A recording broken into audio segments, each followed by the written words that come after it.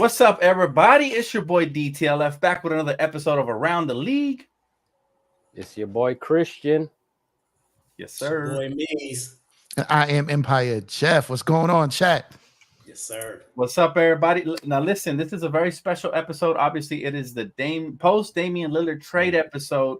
We're gonna break all of that down. Plus, obviously, we got a little bit of media availability from both Rob Pelinka and Coach Darvingham. So we got some questions on all of that. But how y'all doing today, fellas? How's everybody doing, man?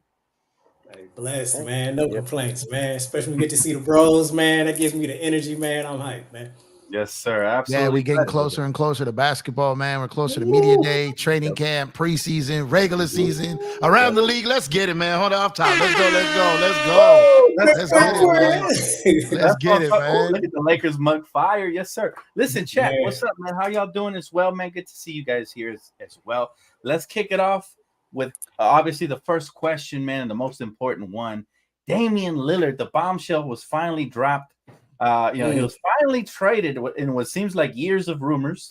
It was actually years of rumors. And he was finally traded to the Milwaukee Bucks yesterday in a three-way trade that landed him there. And I want to get everybody's thoughts on here. But let's start from the top to the bottom. Chris, what are your thoughts on the Damian Lillard trade, brother? No, I'm actually a little bit happy for Giannis because he's a guy that's been loyal. He's been there. He got that one title. He's he deserves to have a player like that on his side, and it's no knock on Holiday, but to have a superstar next to you like Lillard, I think it'll push his game to the next level. To be honest, I don't want it to, but I do respect champions, and he's a champion, and I think he'll push Lillard to that next level, and yes. I kind of hope he does. So I'll leave it there, but I think he'll push Lillard to the next level. So Christian thinks it's good for the NBA, right? It's good for, as an NBA fan, you take great for the NBA. It's exciting for everybody. I mean, I was going crazy. First person I hit it was Jeff. I was like, Jeff. Yo, it's a funny story about it. He calls me, right? And I was at work. So he called me, and I hadn't seen it. It was a really busy day. Like I literally put my phone down like 3 minutes before it happened. And then all of a sudden my phone starts going ballistic. Before I could see anything, Dan called me, and I was like, you hear the news? I was like, nah. What news? He told me, he's like, oh shit. He's like, I gotta go live. my phone was blowing up too, bro. And I was like, the first person I thought of was like, I wonder if Jeff knows. But that was crazy. Jeff, your initial thoughts when you saw the news, brother? About fucking time. Like it was so I mean I kind of echo some of the stuff that Christian said.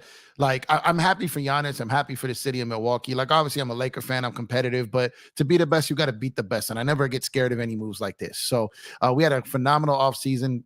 We did our job. Now other teams are going to go out there and do theirs.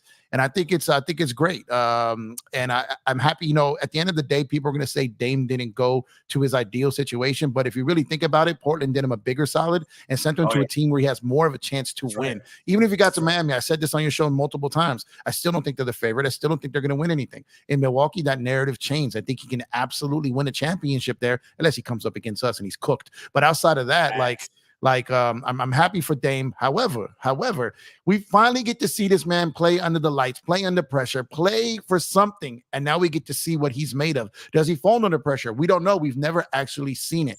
And we're actually seeing Dame. This is the best part about this, is we see Dame in his natural role, a number 2 on a team, not a number 1. Giannis is the unquestioned number 1 on that team. Dame is number 2. And when you got Chris Middleton as your third best player, you got a solid team. They've got depth. They did slightly downgrade defensively at the guard position, but not overall as a team. They're going to have to figure something out like that. But outside of that, I love it for them. And like I said, Dame is in his proper place. He's the second tier guy on that team. And I can't wait to see how he performs with the pressure on. Let's see what time it is, what type of Dame time it is when those cheeseheads start getting crazy in that building, man. So let's get it. It's absolutely Dame time. Dame time for him to play Robin to Giannis as Batman, like you mentioned, man. And will he be able to pull that off? Mees, what were your initial thoughts, bro, when you seen this equator just shake and rattle from this massive trade that right before training camp, man? What were your thoughts? Bro, I love it when an earthquake hits the NBA, man. It's a beautiful thing when you get that breaking news story. But one, I love that he's out of the West and they're not forming another top heavy super team in the West. He get to go over to the East Great with point. Giannis. And as Jeff said, one, we get to see him really with the lights on now, really get to see how he adapts with that pressure on him. I mean, he's been a megastar over there in Portland for 11 years. And I hate to say it's been kind of wasted. He's gave us some great moments in the playoffs, but it's kind of wasted, being able to see him go deep into the playoffs. So now we finally get to see that. But one thing I am interested in seeing, and Jeff mentioned this as well, is seeing how Giannis can actually raise his level, finally having another real-time star next to him. No knock to Chris Middleton, but a real bona fide star where he's not having to bring the ball up, run the point, be in the post, shoot the three. He can now pick and choose his spots to dominate the game. I think it's going to be a beautiful thing to see. I'm just excited for the league, and I can't wait to playoff. I just want to skip all this and get to the playoffs. Everybody healthy, and let's get it, man. Hey, that's the beauty of the NBA, though. We thought that the pecking order was set upon the Bradley Beal trade to Phoenix. And here comes a commissioner like Mutombo. No. No. Listen, it's crazy the way the NBA works, right? It's never really an off button for the NBA. Even through the offseason, we get blockbuster trades. We get rumors go up the wazoo. We get everything. And it's to the point where it's like, wow, this trade finally happened. My reaction was, I was going crazy. My brother's blowing me up. I hit up Jeff right after. It was insane.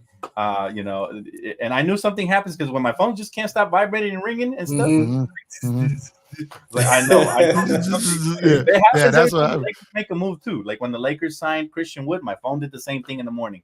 And that's how I woke up, looking like, what I loved about it too? Well, I loved about it too. So, we got Dan Stradamus in the building up here, right?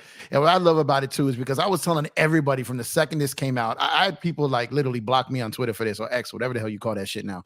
And I was saying, like, I'm telling you, he's not going to Miami. They have the worst trade package. No, he's going to Miami. He wants to go there. They have to. They did not have to, and they didn't. That's right. And so it's I kept saying, if Brooklyn empties the clip, he's going there. And it's funny because and Milwaukee wasn't one of the ones I put out there. I'm not going to front on that. But my thing was that I did say that I do not see him going to to Miami because they didn't have the best trade package. And I was just like, and I just kept saying, like, anyone who dares enough and is bold enough to make the trade. So it's no secret that like about a week to 10 days ago, his agent started calling Milwaukee and Brooklyn like, hey, make an offer. He'll play there. Because he realized it wasn't happening. So, I just knew that was going to come down to it in the end. As we got closer to training camp, I felt Harden would be dealt later, but I felt Dame would be gone prior to training camp. And it just happened. And then everyone who blocked me and talked crazy to me, yeah, man, it's just. And your face. I like that. That's this moment right there. Listen, let me tell you something, man. This new duo definitely ranks up there, right, in league duels. But where would you guys rank this amongst the league's best? Let's start with Mies. Where do you rank this duo of Giannis? I know we haven't seen it yet, but on paper, where do you rank it? Giannis, Dame. My ranking depends on, and I'm gonna put my lip up, Mr. Dog and Ham, man, because coming into the fifth year, LeBron and AD still don't have a defined two-man game. If they are that, nobody's touching them. But if they're still shooting threes, I may have to even creep Dame right there with him, or just with pieces that fit better and utilize each other. I might have to rock with him, man. But if Mr. Ham come through like I anticipate he doing it, nobody gonna see Bron and AD. So I'm gonna have Giannis and them 2-1, kind of fighting until I see what's what. So they're a top two right off the bat because Vegas hasn't won it at all. That's the only reason I asked. Jeff, where do you rank this duo amongst all the duos? Remember, we got KD Booker, right? That's a duo. No matter how we slice it up, you got Kawhi Paul George, the injury duo of Kawhi and Paul George. You got you got all these different duos. Now you got Giannis, Dame. Where would you rank them, bro? Again, we got to see. There's a lot of things that remain to be seen. If we're going just on paper, to me, a duo is only as strong as your number two. Like, how strong is that number two? And obviously Dame is strong. I know all the ones we mentioned, but those boys in Boston are still a great duo, Tatum and Brown. So I would probably have them top 3. Like, we got to see. I'm really, really, really, I'm gonna say it again, really high on AD this year. Like, probably the highest I've been on him since he's been a Laker. Everything I've seen about him, and just now what they're saying about his jumper being on point. So if AD is the 2, which I think this is going to be the year where he takes the reins. I really do think. Yeah. So if Braun is our 2, or even AD is our 2, I think AD is going to be the best 2 in this duo if AD is the 2. So Wow. Okay. I'm gonna put, because I'm telling you, like I don't know if I'm being a little too bold or a little too anxious here, but I think he's gonna have a monster year. Like, I just from what we're hearing, man, this is the best his body has ever looked. And I'll be the first to admit I'm wrong if I'm wrong, but everything I've seen, I've never seen him take the offseason this serious. And so with that being said, I've got Braun and AD. I've got like I said, I've got Tatum and Brown as a top tier duo. And they'll be right there. They'll be right there with these 2 right here. Joker, Murray as the number 2. Murray's a little down the line than some of these other 2s. That's why I would slide them back, but they're right on the cusp of it. But I would have Milwaukee as a top 3. I wouldn't even have KD and Booker, as crazy as it sounds, just because neither one of them bring anything defensively. When you got Braun and AD is a beast on defense. When you got Dame and Giannis is a 2-way player, and you got Brown and Tatum, like those. So I want defense. If we're saying just the best 2 scoring tandem, that's different. But that's why I'm gonna leave the Phoenix boys out. I'm gonna go the Lakers, the Bucks, and Boston. Okay, I like that top 3. Chris, where do you rank Damian Lillard? Yeah, I kind of feel the same way, only because I always give the champions, the benefit of the doubt. And so I'll always put, champions ahead of super teams or a duo that hasn't proven what they need to prove to everybody. But I do like it. But I would definitely put Phoenix 3-4, and then, Denver, and then and it's not me being a super Laker fan that I would choose Braun and AD. It's only because I saw them do it, and they did it at the highest level, and they did it consistently, right? It was a consistent playoffs where they showed what they can do. Each player did what they can do at the highest level, and they did it throughout the playoffs. So I guess you could say for me it would be, Lakers 1, and then Bucks 2. I guess if you want to throw the Suns in there, you could throw the Suns in there. But I still don't ever trust Booker too much. Right. My issue with him is the double team, and then claiming to be, a tough player when I haven't seen it. Maybe I'll just speak for myself, right? Like I always do. Yeah. What I've seen on screen doesn't show me the toughest player in the league, and he'll do whatever it takes, and that means like diving after a ball that's going out of bounds. And I just want to see toughness. I want to see, what the greats do, and that's what he says he does, but I haven't seen it. So we got to see it, right? We got to see it in the biggest stage. I agree, fellas. And it could be coming up, right? It could be. It could be. Well, TBD, right, on that. For me, I put this duo top 5 because, like you guys said, they're not proving yet, right? I got to see it to believe it. Now, I do believe they're a very, very dangerous top 5 duo. Like, I got to have all the other duos that have been doing it for longer ahead of them. Got to have even Kevin Durant and Booker ahead of them just because they have half a year under their belt, right, since the trade. So the experience is there. Remember, they still have to gel. They still have to figure out how they're going to incorporate each other into the offense, all that stuff, right? So, bottom line is I have that duo at top 5. Obviously, in front of them, I got the Lakers in no particular order, but I got the Lakers and AD. I got Kevin Durant, Booker. I got hell, I'll even put, as much as I hate to say it, I'll put the Paul George Kawhi duo ahead of them, only because, and let me tell you why, because they have the experience. Not that they're ever going to play together ever. You know what I'm saying? But in a perfect world, if they were both healthy, I'd put that duo ahead of them because they're both 2 defensive-minded players versus, Giannis being defensive-minded and Dame not being defensive-minded. So I'm going to keep it a $150. It is around the league. I hate the Clippers. Don't get me wrong. I'm still not saying they're a threat, but I do believe that the Bucks, improved marginally because we weren't talking about them. We were talking about them as fringe contenders, right? But now Now let me ask you guys this. Are the Milwaukee Bucks the favorite to come out of the East? And I'll let you go first, Chris. I'm going to say yes. I think, am I wrong, guys? Lillard is the only one new coming to the well, they got Malik Beasley too, which signing looks great now playing with those guys. So first of all, that's gonna be big. Yeah, Malik, I could already guarantee better year. You know. I can already guarantee he doesn't have the Hollywood lights on his back. He's gonna go off. I can already guarantee that. Yeah. So I think they will do what they need to do, and I don't think they'll treat the regular season as a wash. So I think they'll go hard, and that means playing who they have to play. I think the only thing that could get in their way is maybe Giannis getting injured here or there, and maybe. Same thing with Damian because he's had some injury history. Yeah, and Middleton too. And they always get hurt at the worst parts of the season, which is the playoffs. So I think that's the only thing that'll get in front of them. And now that Jimmy Butler is upset about this, so who knows? He might go off on a different world and just explode and do something that we've never seen before. But I don't know about that because his team is kind of the same team that was in the finals. But I'm gonna say the Bucks will come out.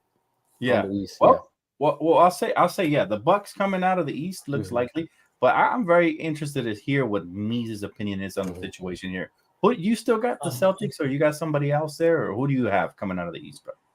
The thing is, I had Giannis last year coming out, but and see, and this is why it's hard to put an asterisk. You can't put an asterisk on the championship because injuries are part of the game. Giannis went down in game one with the back, the fall, and came back a little bit too late and gets upset in the first round. So I thought that was his year. He was ready to make another finals run then, but you can't pick the card. So I think without a doubt they are the favorite. I think they're gonna come out. I think you're now going to see a more rested Giannis throughout the season who can pick his spots again. And Dame is ready to let people know that I've been that dude, man. Now that I'm on the right roster and I'm playing for something, I think you're going to see a nightmare in the East, man. Dame is going to act a fool out there. I look forward to seeing how they play off of each other, man, for real. And people forget the fact that, they got rid of Drew Holiday, but you still got elite defensive players there, right? You still got guys like Jay Crowder who are pests. You still got Brook Lopez. Yeah, he's older. He's a fucking dinosaur, but he's a damn good fucking dinosaur to have, right? And you still have, obviously, Bobby Portis re-signed there. Like, they're going to be a problem for sure in adding a superstar because that's what Damian Lillard is, a superstar. And there's very few of those in the league. But adding a superstar to Giannis, it's going to definitely put a scare. But where do you have him, Jeff? Where do you have him? Do you have him coming out? Do you have him? Maybe this is the first year failures, or like, where do you have the Milwaukee Bucks?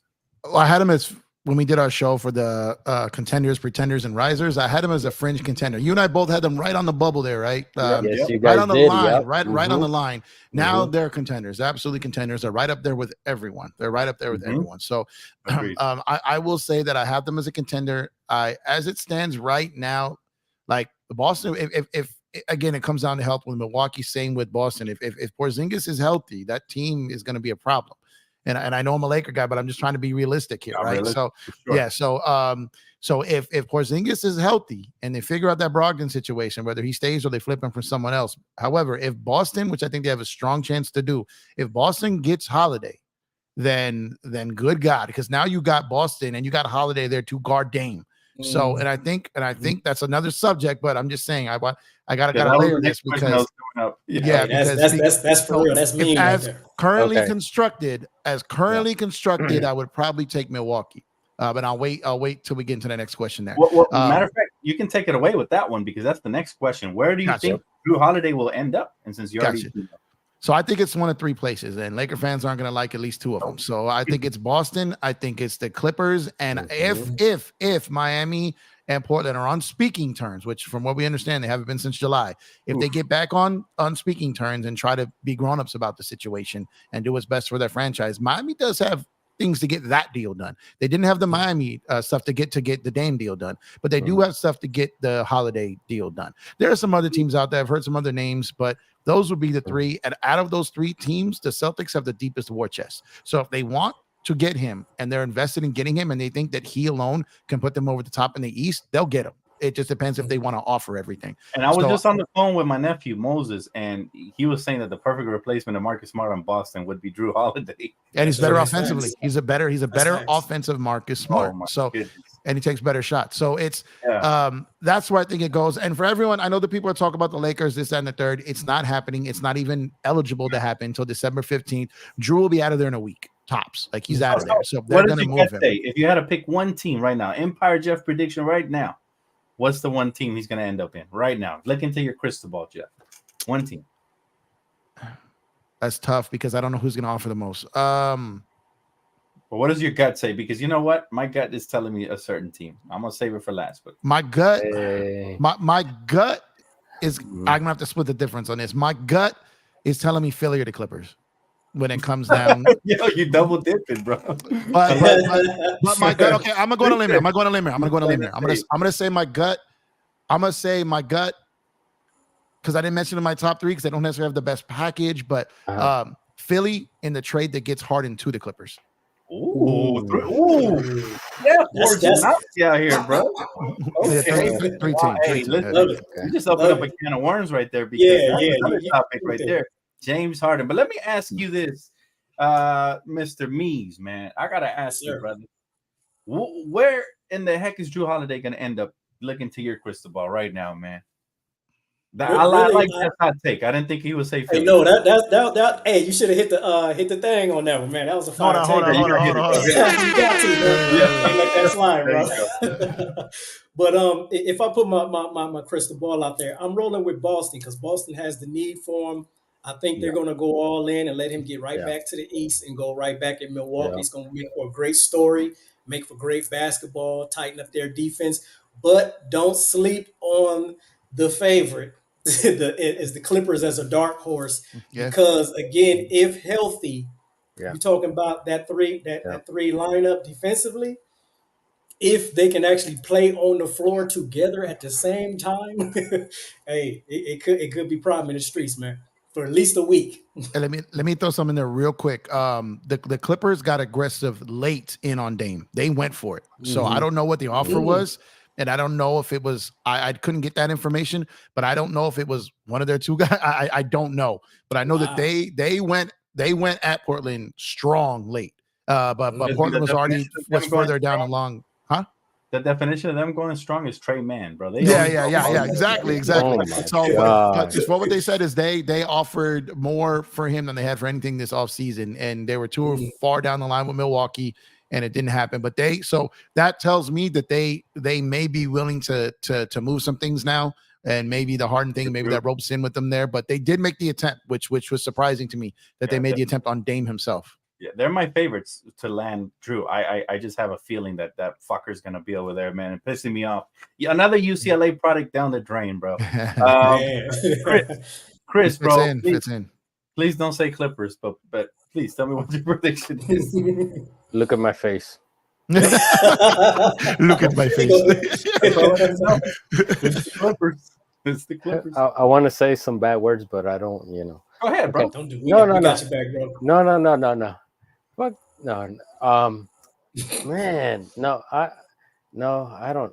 To be honest, I don't know because I'm not in the know about where certain players might end up where they should end up, but I just don't want him on the Clippers or Boston. But to be honest, I think it's one of those two teams. They might just end up throwing. Just throwing it. It's always the teams we least want that end up pieces, bro. Always. I'm hoping he ends up in Philly because and Harden on the Clippers would be hilarious. So I'm kind of he won Rookie of the Year there, didn't he? So yeah, he did. He played great there. Yeah, to be honest, I already have like some Harden at the Clippers like artwork ready to go. So just help me out there. But he's gonna be, if Harden goes to the Clippers, that nightlife is gonna be crazy and might be too much for him because The He fits Hollywood. right in, bro. The strippers No. it's gonna be crazy. No, I know, but Listen, James Harden might pull. He might pull Paul George's wife. Like that's how Oh. crazy. Real. You gotta hide your kids, hide your wives from Brother Hide your James. kids. Hide your strippers. which in this one is all the same. So it's Facts. Yeah. Yeah. I just think maybe even for Harden, the Hollywood lights might be too much. But we'll see. I'll let the professionals answer that question because you guys answered it perfect. No, you got it. You got it. I think your answer was good. It most likely will be the Celtics or Clippers. I hope it's the Heat, to be honest with you. I'm hoping it's the Heat. I feel bad for Jimmy Buckets. He turned into Tekashi 6ix9ine last night. Yeah. What was that about? So I know what that's about. What was that? I know what that's about now. So let's hear it. So I didn't know last night. I did not know. I didn't even know early this morning. So I saw what they said was the way this deal went down is Portland was so petty with Dame that I'm going to try to shorten this, but Portland was so petty with Dame that they weren't talking to Miami or Dame or his agent for like the last month. The NBA had to do like a Zoom call to get everyone on this on the same screen just to get communication reignited. So what Dame and his this is crazy. What Dame and his agent Aaron Goodwin did was reach out to Miami and said, "Look, Dame wants to come here. He's going to play here. Go trade for him." But we're not telling Portland we talk to you, and you don't tell Portland we talk to you. Make it seem like they're sending it to you and not Miami, and they won't leverage you. So go out there because right now they don't want Miami. So just make a fair offer, and he's yours. And they said the same thing to Brooklyn and Milwaukee. All right. So Milwaukee then makes a deal, gets it done, and Portland never gave permission for Dame and his camp to speak to Milwaukee. So somehow along the way, Jimmy heard about that. And that's why he's throwing it out there. And that is illegal. That is illegal. So we will see. And Milwaukee's been hit with a tampering before. But at worst, what can happen is they take a draft pick from them or some shit. They're not going to stop the deal. And it's funny because, Miami got caught for tampering in the Kyle Lowry thing. So, it's just, you know what I mean? But that's what he was referring to because they did that. They went to him and they worked out the deal behind the scenes between those two and just basically said, don't say you talk to us, because then they're going to send them something. They're going to think that this is a new desired location, and they're not going to do it. So, and in Portland's mind, they're thinking, well, you want to Miami, we sent you a winner. We took care of you. But really, Dame and them orchestrate this behind the scenes. Jimmy found out about it and called out on that. Now, real quick, Dan, is it cool if we share something to the screen real quick? Yeah, go ahead, brother. If you'd be so kind here. So we want to put something up here. And not to go too deep into this, I'll let Dan dictate that as far as the story behind it.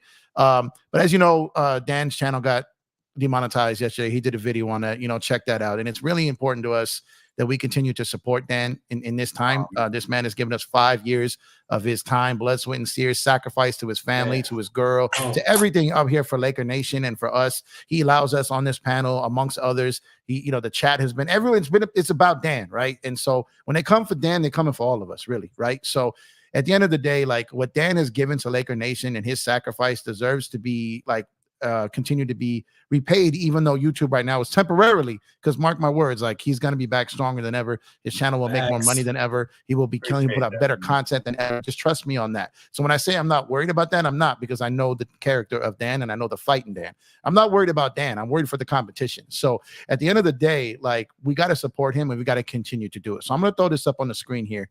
And for those who haven't already, and who have not donated, you made that right now. To Dan, Christian made this, so we talked before the show. So I was aware, y'all. So what we want to do is we want to make sure everyone come on. So everyone who would be doing super chats today, even if you wouldn't have, now's the time to show Dan how much he really matters to you, how much support the Laker Nation has for him. You know what? And to put my money where my mouth is, I'm gonna start first. So I'm gonna go ahead, and I've already got mine lined up, ready to go.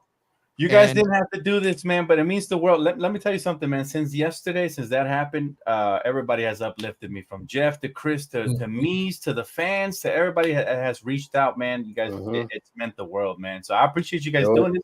I'm kind of shocked because I wasn't expecting this. Fam, yeah, no, we did. This wasn't Dan's idea. He didn't tell us, don't ask us to do this. We did this behind the scenes, and we made sure to have the QR code on here. So if you're on the computer, you can scan it with your phone. And if you're on that, if you're on that, whatever, scan it with your phone. If you're on the computer, just get your phone out and do it, because it's really important. And so, like I said, I'll lead by example. I already made my donation. I sent that over. You didn't have to hit me with 100 piece though, bro. I appreciate it. I wasn't gonna say yeah, but at the end of the day, like it's yeah. So I put a note on that. So come on. So everybody support Dan now and throughout this entire process, because this man gives you endless material. You know, y'all run to his channel before you run the ESPN, before you run the Fox. When you get that notification, this man is giving you up-to-date information. He's growing his channel out and growing the platform, bringing Christian, bringing Mies, bringing Don, bringing all these people on here. You know what I mean? And giving you excellent content. So it's time to pay it forward, and it's time to give the man back, because he has sacrificed so much for us.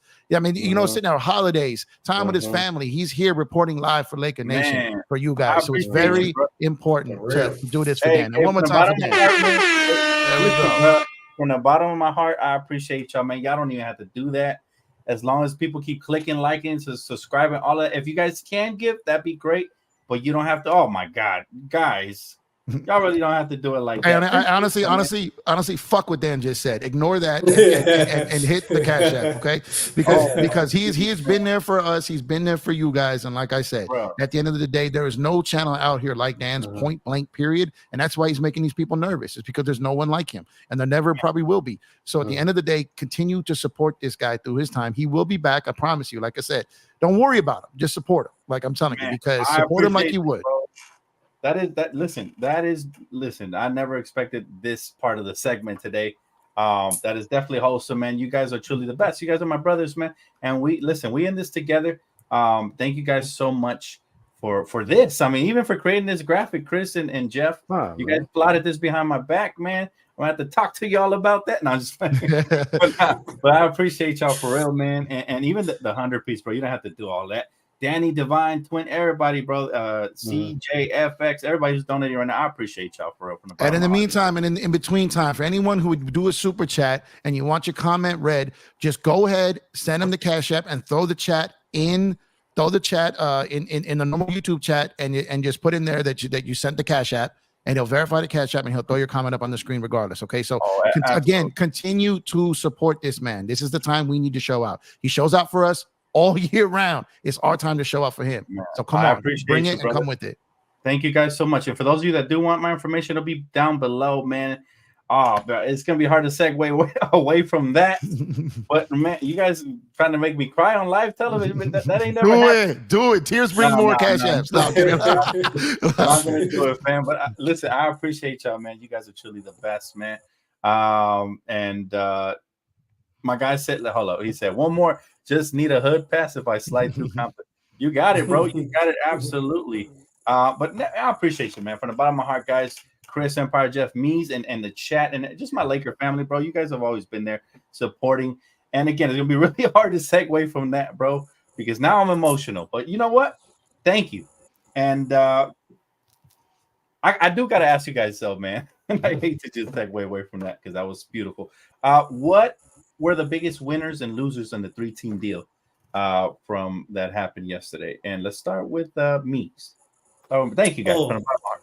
Appreciate it. For real. Absolutely. Right off the top, definitely Milwaukee. Just a new energy to the city.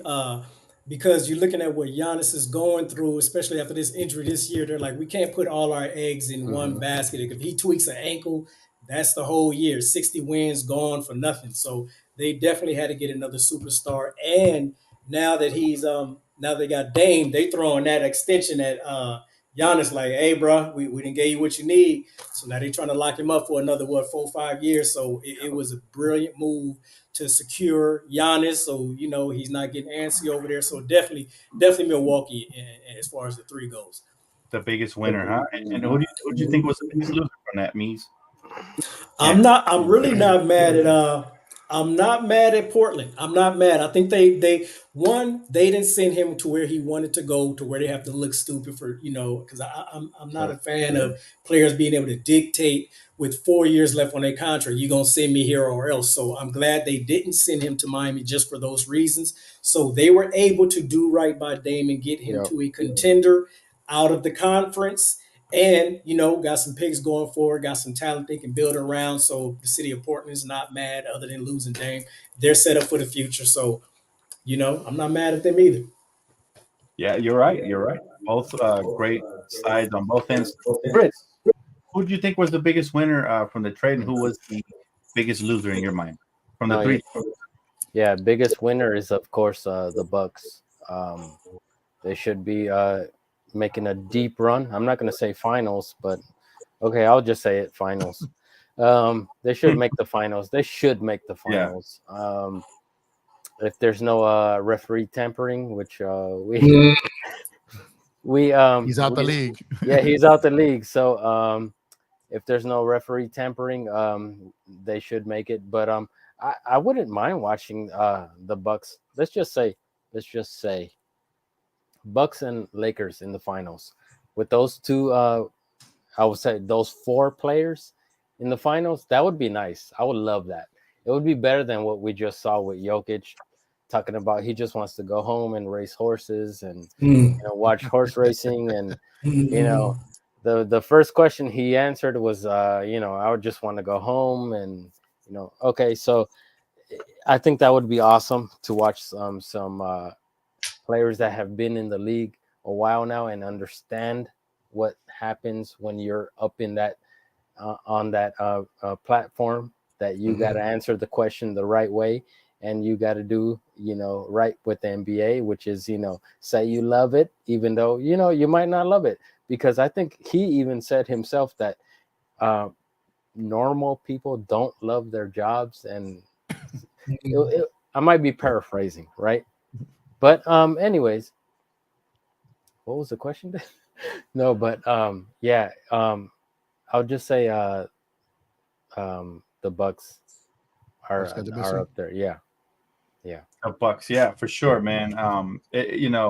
I think to be honest, I think all 3 teams won. It's hard to find the loser. I think the biggest loser is Miami. But what do you think, Jeff? What do you think of the whole situation, man? See, I'm gonna take a little of what y'all said, put it in a pot, mix it up, because you just added like the cherry on the top right there at the end. So basically what I feel about this, I come at it from a little different perspective. I'm going to take this long and short term. When we're talking short term, Milwaukee was the best in the deal. Portland got the worst in the deal. Phoenix is right in the middle. They got a little bit of depth. They got back a lesser talented player, but probably someone that fits their team better and more depth. Milwaukee went into win now mode, and they've got their number 2. They got their Robin, and Portland's move is for the future. So short term, Milwaukee. Long term, Portland. Also, long-term loser, Milwaukee, because at the end of the day, this trade actually made it easier for Giannis to leave the Bucks in 2 years. And the reason why I say that is because Dame will be 35 years old with at least probably 3 years left on his deal at the time where Giannis is a free agent. They have no way to fix that roster. They cannot add any buyout candidates. They cannot make any trades other than 1+1 with equal money. They're going to be in the second apron. They're trapped. They have no way to improve this team. So Giannis is in his brawn bag. He's milking every asset that franchise has before an exit. All right. So which I like about Giannis. I like what he's doing. He's going down the path of this is about me now. I'm giving you a chip. I may give you a second one. I chose to extend with you, but now we go ride this till the wheels fall off. When the wheels fall off, I'm packing my bags and I'm out of there. So I think short term, Milwaukee, hell yes. Long term, Portland. I agree, man. Absolutely. And every single take was great. Really quick, man. I want to appreciate everybody who's just cash apping right now. You guys are blowing me up. Keep it going. Thank you guys. Out of my heart, man. It means the world. Jeff, man. I know I'm still trying to make it happen right here. I can't believe y'all did me like that. Y'all completely just stole the show, man. And I was waiting till people coming in. I was waiting to the numbers. And I wanted to make sure it was crowded in here. So I'm touched man. This is like y'all didn't have to do this. Your support is more than enough. For those of you saying that there's no cash app in your country, bro, just your likes and your subscriptions mean the world to me. You know what I'm saying? I do believe that the channel accepts PayPal. I think it's in my main channel. I don't know if that's if that's international, but that's an option. But I do appreciate you guys, man. The whole point of this is just to keep the dream alive, man. Everything I ever did was for the people, right? The stuff I got banned for or whatever. was for the people. It wasn't for me. It wasn't even monetized, right? So I appreciate y'all really just getting my back like this, man. I can't really express enough gratitude and much love, brothers. I appreciate y'all. That really completely caught me off guard in a wonderful way. So thank you guys for real. All right, you deserve it, man. You deserve it, like absolutely deserve it. And I real quick, you guys, I've said this before. I'll say it again. This man doesn't even pick a sponsor. That won't even take money from companies unless his chat, his community can benefit from it. And he's a real one. So absolutely. Telling you now, it's your guys' time to help him through this and support him. So please, the Cash App, $ DTLF24. Support your boy. You want your super chat, still do it that way. Do it through the Cash App. Come on, support your boy. All right. Thank you guys, man. Much love. And I'll say this. So far, man, you guys have been on point. Whatever you take. I believe I asked this question already to everybody, right? Did I ask it to anybody? I'm sorry. I'm just so emotional. I think I didn't skip anybody on the last question, did I? Because I'm about to move on to the next one. No, I was the last one on the last one. Okay, okay, just making sure. All right. I don't know. I'm trying to get my Cash App right. You don't have to, my brother. I appreciate you guys, man. You guys already did more than enough. All right. So where do you guys? I'm sorry. Give me your updated power rankings of the NBA top 5 as we stand right now. Like the updated power rankings of the top 5. All right. Well, I'll go first on this one. Yeah. So my top 5 is pretty much, it's going to be, and I'm not doing any particular order. I'm just going to say my top 5. I'm going to go Lakers, Denver, Phoenix, Boston, Milwaukee. And that's kind of how I felt with Milwaukee being like a 4.5, but they're legit. They're right up there. And I think any one of them can win an NBA championship. I think there are 5 strong contenders. There are people lurking behind them, but those are my 5. In no particular order. I don't really think there's a favorite. That's a great 5. I mean, and usually it's about 5 teams that dominate the league, doesn't it? It's usually about 5 to 6 to maximum 7 teams. But for some reason, even though there's so many powerhouses, I feel more equal. Like the league feels more equal. Like you really don't know who's going to win the championship this year. It's parity, right? Competitive balance, and that's what this new CBA is for, and it's working. Yeah, absolutely. Meese, go ahead, bro. Give me your top 5 power rankings. Man, I think my man D Prince just put mine out there. I got LA, Milwaukee, Phoenix, Denver, and Boston, the boys in green. I think the addition of Porzingis is going to add a nice little nuance that we're not prepared for. I think we're going to finally see him in a better light if he's healthy. That can put him to that upper tier, and that is, he can ball. He just got to be healthy and be in the right situation. So I'm excited to see how he's going to fit over there. Yeah, absolutely, man. And I think Prince is right on point. And I think it's a unanimous decision that no Clippers up here, right? There's no finally. I think nobody. We've seen this movie before, right? Even the only way I can put him as a top contender, right, officially, would be if all of a sudden, Kawhi grew some bionic knees and he was 100% healthy, and they traded for Jrue Holiday. So I think we're all in the clear that none of that is going to happen here, right? So they started calling him Ligament Leonard on my channel the other day. Ligament Leonard. I was like, oh my god, that's funny, man. The fans are always hilarious. Chris, would you care to chime in? Yeah, I'm looking for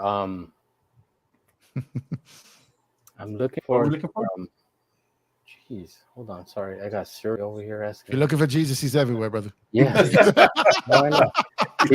What does Ted say? You're never alone when you're with Christ. He's always protecting me. So appreciate you, minions. Thank you, brother. Much love, man. And the only reason I'm delaying is because I'm looking for our power rankings from back. He's pulling up the receipt. Okay, yeah, Chris. But it's the same file for me. But you guys are good. No. What I'm saying is you guys are good. What up, Angie? No. You know what? I can't pull it. Man, here we go. I was really trying to find it, but we got so many art files now, Dan, that we're out of control. But I'll just say if I just have to rank, I'll always rank Lakers number 1 just because I'll give the champions their due. The future champions, absolutely. And let's just man, I just don't want to just like hand it over to Dame just because we want to see him on those lights. We want to see him under those lights, and I think he might deliver just because he's in Milwaukee, where I think. So you got the Bucks number 2? Yeah, I want to say 90% of the people on here are gonna say that they're gonna step up their game, and players are just gonna uplift themselves, and But yeah, man, my bad, man. I didn't know this question was coming up good because I was I really because I always try to be ready with the graphics, and I'm No, I think the consensus. I think the consensus is it's going to be Denver, Lakers, Milwaukee, Boston, Phoenix. I think that's the general consensus. I think it would be non-ideal, to include any other team there for now. Now the situation can always change. It is the NBA. Somebody makes a trade, and boom, they're right into contention, right? But for now, this is what it looks like, right? So I love it. I mean, I love it. There's parity, like Jeff said, and we don't know who's going to win the championship, and that's how we want it every year in the NBA. Let me ask you this, Dan. So on the Golden State Warriors, out of that discussion, they're just done in that conversation. Personally, I'll answer this, bro. Yeah. Personally, I thought they were dead since I thought they were out of it since Draymond Green knocked out Jordan Poole. From that moment forward, I said that chemistry is shot. Now they're a year older. They keep getting nothing but midgets and wings. They don't want bigs. They're allergic to big men. And honestly, they're never fully out of it because they have Curry. But did you guys see what Steve Kerr did over there overseas?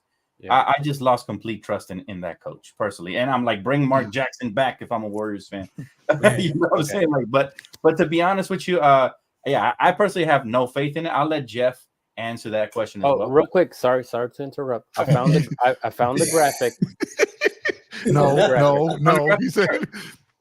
So this is Dan's picks power rankings. So we had Denver at number 1, and this is before Dame, right? Mm-hmm. Right. So this is like months before Dame. So we had Denver at number 1. We had Suns 2, Lakers 3, and then you got to go down to the next tier, which is Boston 4, and then we had the Bucks at 5, and then it just goes on and on from there. So I remember we did have tiers. I remember that now. Now I see where he says no, hold on. So now, let me and Dan rehash that episode real quick. I would say that we had those 3 in tier 1, and now I would slide Milwaukee into tier 1. Of course. There you go. We got a 3-dog lineup in the chat. Chris, don't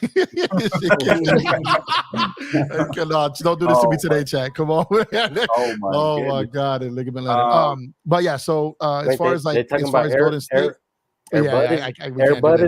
we can't do this today. I'm already turning pink. Look at this. But that was so epic that night. Oh my God. Damn, the question. So Golden State. Golden State. No, they're done. Bron killed them. So that dynasty is done. Chris Paul probably won't even make it to the trade deadline. That team is upwards of almost. This is crazy to say out loud. $200 million in luxury tax. Yep. Near this year. That's crazy. That's more than more teams' payrolls. That's a maximum contract to a player for 5 years. And they're paying for what they previously did. So I get it. But what I'm saying is they don't have much room to improve themselves. They're kind of stuck with this. Even if they do move Chris Paul for something, I think they're done. I think they really can't do much anymore. And I think that everyone talks about Austin Reeves getting exposed. Well, Steve Kerr really got exposed. So I think the Warriors are done. They had a great run. No disrespect to them, because I know Warrior fans be triggered as hell like lately. So no disrespect to the Warriors. They had a run. They were a dynasty. They had their run, but all dynasties end, and it's ended, and there's no control of the league. It's done. Chris, man, thank you, brother. You really didn't have to do it, man. You and Jeff, keep them coming. Keep them coming. Keep them coming. Keep them coming. Cash App, $ DTLF 24. Come on, man. Do it for Laker Chris. Nation. Do it for Oh Dan. my Let's go. God, Let's man. go. I Let's go. appreciate y'all, Do man. me a favor, Dan, because I know I'm going to have to twist your arm to do it. Throw it on the screen one more time. Just throw it on the screen. Come on. We go infomercial your asses one more time. There you go. For those who are late to the show, there's the Cash App right there. Scan it right there, or go to your local neighborhood Cash App in your phone and type in DTLF24 and shoot my man some bread over here for the excellence he provides on a nightly basis. Jeff, you're the ultimate salesman, brother. You're making me want to Cash App myself right now. Yo, I appreciate that, man. From the bottom of my heart, for real, man. Y'all are goated for that. Listen. Oh man, again. Well, hold on. Keep them up. Keep them coming. Keep them coming. Keep them coming. If an old head like me could figure out how to do it, like within right now, people online, come on, man, donate. Listen, I appreciate everybody's support, man. Even if it's not monetary, keep hitting them likes, keep subscribing, and also support these brothers right here because they put in a lot of work, man. My guy Empire Jeff he's the rookie of the year. He's coming in hot.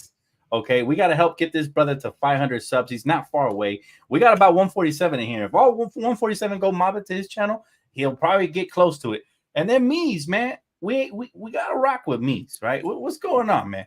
Mees, he's been rocking with us. We got to rock with Mees. Let's go. Show him love in this channel. And Chris, what can I say, man? The graphics god is in here just dropping graphic god all day and night. And trust me, we got some special announcements coming in the near future for y'all, man. But I appreciate y'all for really rocking with us. Chris, thank you again. Thank you, Empire Jeff and Mees, man. All you guys who are coming out here, Cash App, and man, you guys are the best, man. I appreciate y'all. Now, again, hard to segue away from that. But I gotta do it, man. So from all the players that are coming back to the Lakers from last season, right, who made the Western Conference Finals, who do you guys predict will have the biggest breakout season for our Lakers? Everybody who was here last year. Come at me first, Dan. Come at me first, Dan. All right, go ahead, Chris. Take it away, man. Okay. He ready. I'm gonna put the Professor Curly Chris. Uh-oh. Here we go. Let him know. It's Cristo. There you go. Jerry Cristo. We got a great, he's this little side character here. Oh, man. So who's it going to be, Chris? Professor Chris. Yeah, it's Vando. Vando. Let me tell you something. Why do you think Vando, brother? Vando, because he puts the work in and he got style. Anybody seen the style he got off court? And so because Cristo said so. Oh well, yeah, that of course.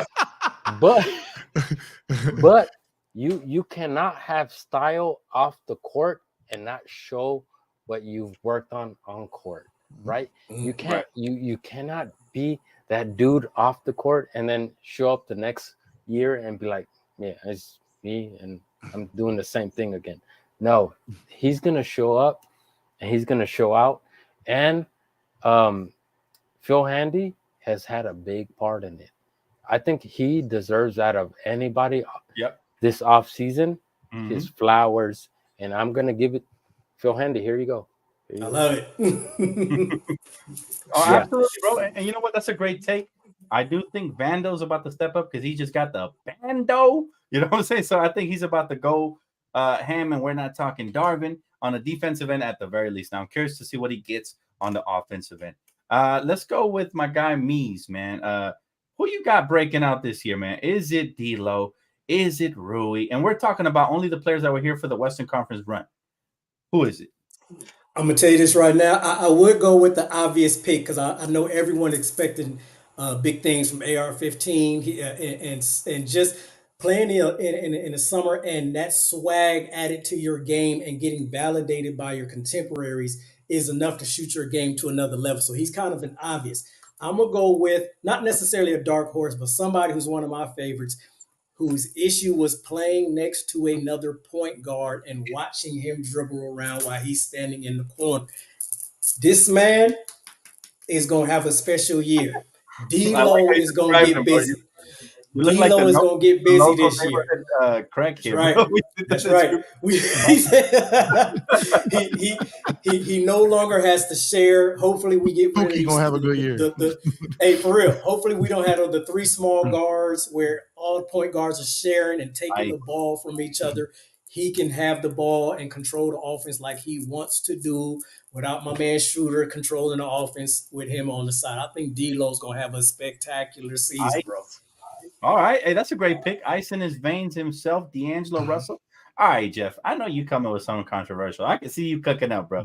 Yeah, I definitely got something different. And What's the reason I'm kind of going this route because I feel that Austin had his breakout last year that continued into Team USA. That was an extended breakout. I feel Rui had a breakout post trade deadline when he got to the Lakers. I think that's going to continue, but I think he broke out already.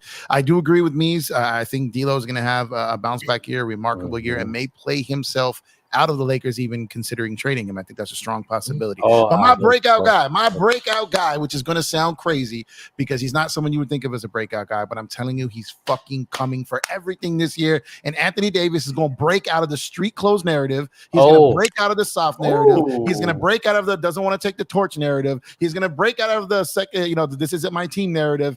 Anthony Davis is going to break all the way the fuck out this year, and he's coming for everybody's heads, and we're going to get a parade because of it. Shout out to Anthony Davis. You better not be fucking wrong here, man. Thinking of AD because I kind of expected from him, but you're right. If he has a leap year where he takes the reins, oh my goodness, this is a wrap for the It's rest of coming. the It's coming. And I love the Vando one, man. That Vando extension was probably the highlight of my summer. I wanted that so badly. I was praying for that shit. It happened. But I'm telling you, AD is coming, man. Shout out to AD, man. Shout out to AD. AD is coming for everyone this year. You took my pick away because you're absolutely right. I feel like we're not really going to be shocked by anything Austin Reeves does. We expect greatness now. I agree with that. So that was going to be my pick, but you're right. In that case, I'm going with Rui /Imora. And why? And why? Because he got the bag, because he proved it to himself and to the world that he's better than the Washington Wizards version last year. And he proved that he is a lottery pick worthy player last season. Now, this season, he's got the bag and he's been putting in the work. His body looks a lot slimmer. He looks like he might end up being the starting piece in the starting line. He might be that guy they're looking for. It's very likely it could be him. I still hope it's Christian Wood, but it's very likely it could be him. And he's one of my favorite young players on this team besides Austin Reeves. And, of course, Maximus Prime. But the thing about Rui that I love so much is that he is an old school player trapped in the modern era. Right? He wants to bang with you. He wants to punish you in the paint. That mid-range. And finish and use his body like Carmelo Anthony used to do it.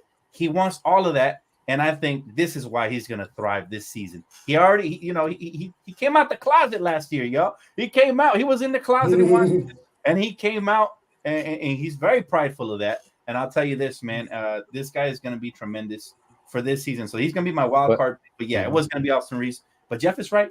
Austin Reeves broke out last season, and I can't wait to see it. But Dan, you got to say that again because you've been saying this from the beginning when we got Rui. You said the exact same thing you said right now, which is he's gonna explode the way Carmelo did. The Damian. I'll tell you, I liked him. Like a lot of people make comparisons to this guy, right? People say Kawhi, and Kawhi is because of the size of the hands and the defensive potential, but he's more of an offensive guy. Let's be honest. He's more of an offensive guy first with defensive on the back end, right? So the reason I made the Carmelo Anthony comparisons because again he's old school. He loves the mid range, which is a lost art nowadays.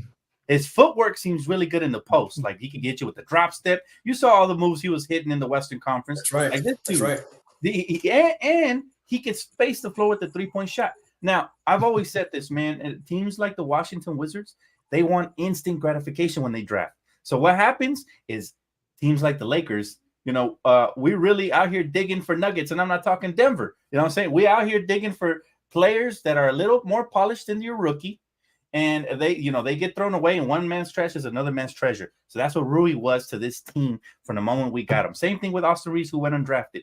That's what he was, found treasure. And I'm very excited for the whole team, right? Now, if we're talking rookies, right? Let me flip this question another way. If we're talking rookies, which rookie do you guys think has the best chance at making any form of impact this season? Because we are stacked, and the likelihood of that happening won't happen. Now, mind you, we have 4.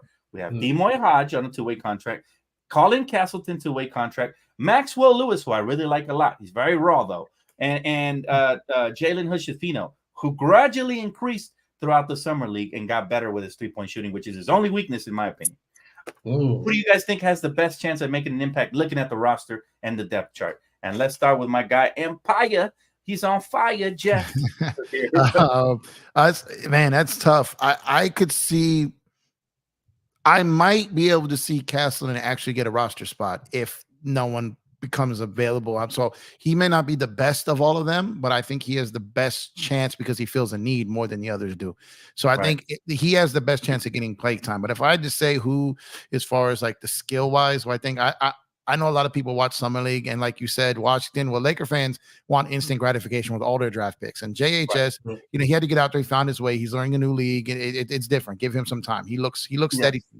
So I would say I'm going to go Castleton just for the simple fact that I think that he has the best chance of potentially getting some minutes where the other guys aren't thinking they're going to play much. But JHS would be my pick-off talent. But as far as your question was, as far as making the impact this year, Castleton has the best chance to actually see minutes until they fill that slot. Absolutely. You know what? That's a great pick too. And to add to your point, Castleton very well came to this team. He went undrafted because he wanted to go undrafted, right? So it's like a loophole the Lakers have found of enticing undrafted free agents that are, you know, first or second round worthy to come here and carve out a niche, just like Alex Caruso did before them, just like Austin Reeves did. And Austin Reeves is the golden child. That's what everybody wants to be. So we can I can see a scenario where Castleton plays out a similar role where he starts playing some light minutes and eventually earns heavy minutes. And by next year, he'll be a regular rotational player. I agree, Jeff. That is earns their trust. He earns their trust. And they've got the blueprint for it. They're like the undrafted clutch, the Lakers, right? So they got clutch, and then they got the undrafted clutch, you know, so it's like, I love that, Jeff. Yep, that's awesome. Chris, what's your pick? Since you love it so much, what's your pick? I thought I was gonna go last, but no, because I'm spontaneous, right? I know. That's awesome. That's awesome. No, I was gonna say, you know, Castleton too, but just because he'll feel a need that. But damn, you threw me off, man. Sorry, go back to Cristo. No. He's ready. Go to Cristo. Okay. I don't you know the Cristo. There you go. There you go. Nickname, Cristo. Let's get centered here. There we go. One thing I was gonna say is, for sure, I thought he was gonna feel a need, and if the Lakers needed, you know, that one big man to just fill in some minutes to whoever, because I don't know because we all anticipate Jackson Hayes doing something, but if he doesn't, that's the next guy you're gonna bring up. But yeah. So is that your pick as well? Is that your pick as well? Yeah. I did have I really got thrown off. Well, Castleton's a great pick. Honestly, you can't go wrong with Castleton. Especially after and then, you know, you hear that, you know, he's doing great in practice. He's doing great, you know, on the off-season workouts, and he's doing what he has to do. But the last thing you want to do is just throw a guy in the NBA when, you know, he's just doing good in practice. So, but what I saw in Summer League was like, okay, you're ready to take the next step. Well, I'll say this though, we got to be cautious about the expectations we set on these rookies. My favorite thing is that we're so deep, we should have zero expectations for the rookies. Oh yeah, and this should be a year to develop them. Because remember, who was it? The 7-footer, I forgot his name already. That's how bad he played in preseason after he killed it in Summer League last year. What was his name? The big 7-foot white. Are you talking about Huff? Huff. Jay Huff. Jay Huff. And weren't we waiting a year or two for him? But he killed it in Summer League last year, and then he showed up for preseason and he couldn't get a single bucket. Man, he couldn't defend a fly, and so that's the cautionary tale with Castleton, right? We hope that that's not the case. He looks he looks miles ahead, to be honest. But let's temper the expectations with that. But the good news is that all of these guys, they're going to get basically a free opportunity to develop with no pressure, because all the expectations are on the rotational players, which basically they're getting a free ride. That's all it is, right? They're playing the Robert Sacre role. Cheer heavy and get whatever garbage minutes you can. Oh my goodness. So, who's your pick, brother? Hey, bro, Jack, back nightmares with the Sacre. Don't ever say that name again.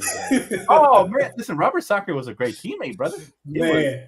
No, he was a great teammate. Yeah, great teammate. Yes. Yeah, and my for bad, the years, my I bad. mean, we really didn't have expectations those years. But I know what you're saying about the skill level, man. Couldn't hit the side of a barnyard, bro. I feel you on that one. Yeah.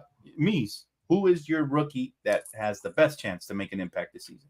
Man, going off of Christian, his reaction, the 4 guys we're talking about were starting back in the Sacre days, bro. It was rough, man.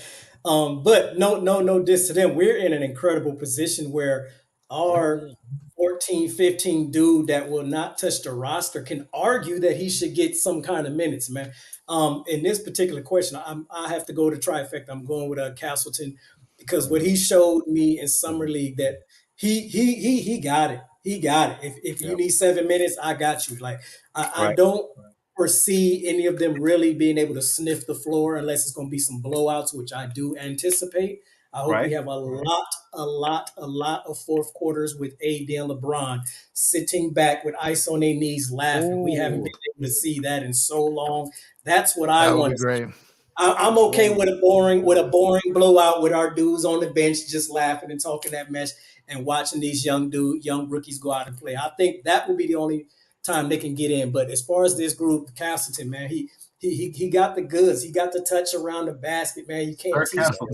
That's the nickname right there. Castleton, man. He's nasty, man. That would destroy the NBA if we're like that set in our team. Where Castleton is like coming in. Like that, even as a third string center, right? That would be. Oh my gosh! That would be crazy. Just real quick question: what do you think, Adam Silver? Like that's all good with him? Like he has no saying that. He has no saying that. Yeah. Oh yeah. Adam Silver, man, is going to be rolling in dough when the Lakers win the championship this year. Oh, so that that's all he needs to worry about. His hair might even grow. It's a great. I mean, even with what happened with the East, doesn't it just like line up for us here on the West Coast for the 24? You know, it just makes all sense. Yeah, the year is perfect, man. Very symbolic for sure. RIP Mamba. But I'll say this, man. Look, I like it that the West is tough every year and is a lot more clear in the East because I feel like whoever comes out of the West usually is more battle tested in the East and ends up taking it. Usually, right? Because of that. It's like you get a tough opponent in the first, just like we did last year, right? With the Memphis Grizzlies, a tough opponent in the second round with the Golden State Warriors, and a tough opponent in the third round with the Denver Nuggets. And I expect this year to be no less. I expect there to be 3 tough opponents on the way to the finals, and may the best team win. Lakers, but bottom line is, guys, we will be battle tested, and that's going to vote well for us in the finals, assuming we get there. Right now, my favorite rookie that I actually believe has a chance to see the daylight is actually going to surprise you guys. Or it might not, because it was our top pick, Jalen Hood-Schifino. Listen, he's so hood, man. At the end of the day, I feel like if I look at all the positions and all the players we drafted, he has a very easy path to learning from great guards and wings, right? D'Angelo Russell is a team-oriented guy. He could take him under his wing during practice. I think he'll develop faster at that rate. And then obviously Gabe Vincent has some finals experience. He seems like a great teammate. Those are 2 great, awesome guys to learn from. I think that's gonna speed up the process to him developing and eventually seeing some valuable minutes. And also the guards. Remember, D'Angelo Russell's injury history last season wasn't that great. There was a lot of ankle tweaks and stuff that happened. This is why we got an insurance policy with Gabe Vincent. And if that happens, then I do expect either Maximus Prime or Jalen Hood-Schifino to step up and consume some minutes at the point guard position, backup point guard position. So. Yeah, for those reasons, I will say Jalen Hood-Schifino, but I like the Castleton pick because you guys are right. He seemed like the more polished NBA ready, just like when Austin Reeves came in. He had a couple years under his belt in college, and he came ready, and he balled out from his rookie season. So that could happen with Sir Castleton, and I hope that's right. All right, question number 11, man. We're at the top of the hour already. This thing flew by fast. It felt like 20 minutes, man. And real quick, you got to give love to the front office because everybody. And I'm not going to say everybody here, but everybody was just dumping on them. Yeah. And now you see that, you give them their time, what they could do. Yep. Oh yeah, bro. And the thing is, right, is that the front office, remember, everybody was scrutinizing them because we won that 2020 championship, or what they call the bubble championship. That now you hear the podcasters saying, "Hey, that championship was tougher than any," in our opinion. It was. Hoopers know, Yeah. right? So, but Ask Paul Yeah. George. we were getting critiqued because of those 2 years where we kind of didn't do damage in the postseason, right? 2021, 2022. But now you see that the Lakers front office stayed patient, and Rob Pelinka didn't lie to us. A lot of us thought that maybe he was full of it. Maybe a lot of people even thought that the 2020 season was a fluke. But I always know in my heart of hearts that Kobe's final gift to Los Angeles was Rob Pelinka. There's a reason why he vouched for him. Great minds know great minds. And if Kobe respects you, you have my respect, because Kobe only respected great basketball minds. And this is why we're seeing this success. I do believe this is probably off the record. I believe this was the first off season where Rob Pelinka was allowed to, do his thug fizzle, man. This is why we got the deepest team that we've seen in a minute, right? Yeah. Without anybody in his ear, anybody. Yep. Yeah, I agree. I agree. And I'm gonna tell you something. We thought the Russell Westbrook trade deadline was one of the biggest in Laker histories as far as putting a perfect team together, and then he topped that again the following summer. That don't make any sense, bro. That don't make any sense, man. Come on, man. Shout out to Robbie P. Wow, Man. Godfather, man. Mies. I've never even thought of it that way. That's awesome. Yeah, man, it's crazy, bro. So that right there in itself is amazing, where you just do back-to-back amazing trades. Yeah, man, my bad, but that's all I got to say about that. That was amazing, man. Yeah. Now, I have a non-Laker basketball question here to end the basketball question. Now, I'm going to go to a couple of fun questions and original theme of around shit. Yeah. Look at Jeff. Look at Jeff. He was like, "Oh shit." Jeff is like, he's making sure his wife isn't in the room.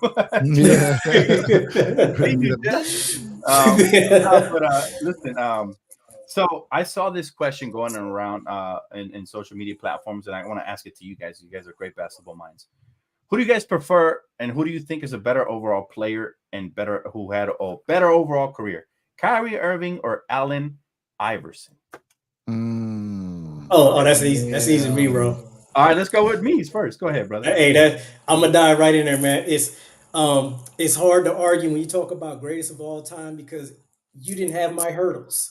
You know what I mean? So that's why Allen Iverson is just a special somebody to me. When you're talking about a dude who dominated the game and gave you 30 plus every night, never having technically a Batman, the only scoring option on his team.